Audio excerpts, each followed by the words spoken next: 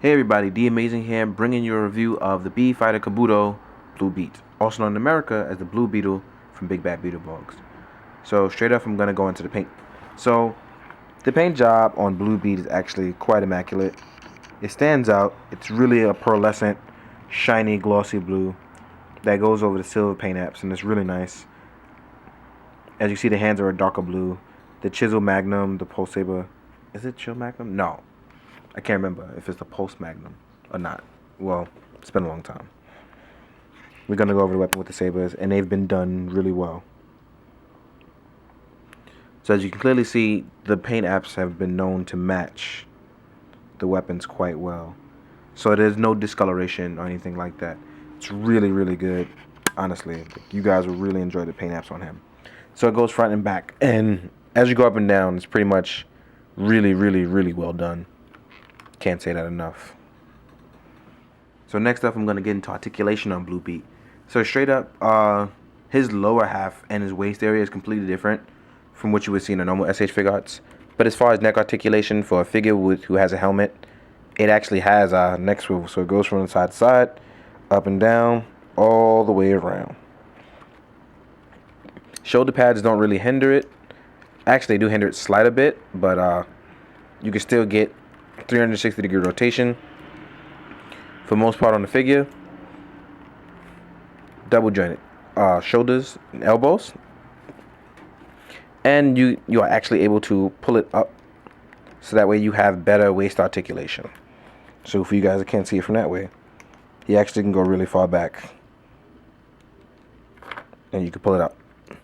So there's a really cool ball joint here in the center that allows you to get the maximum amount of articulation out of his waist. Now the number one problem is, although he has a hindrance here in the leg, as you can clearly see, you can actually rotate it in, so you have a better range of articulation here.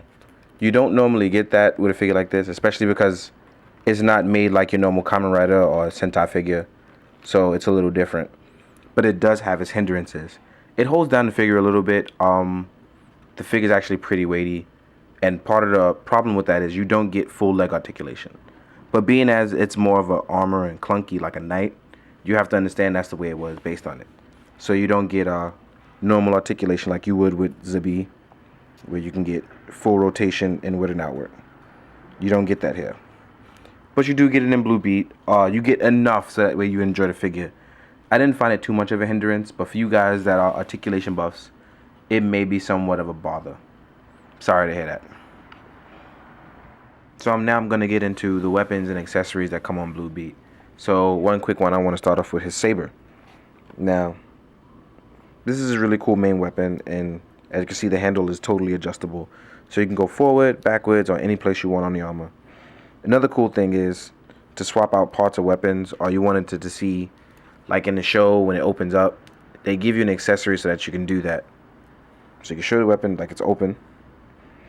And if you want to add his drill and change it to his drill, you just as easily pop this off. You open up the latches. It actually comes closed. But you open up these latches and you plug it in, and it plugs in here.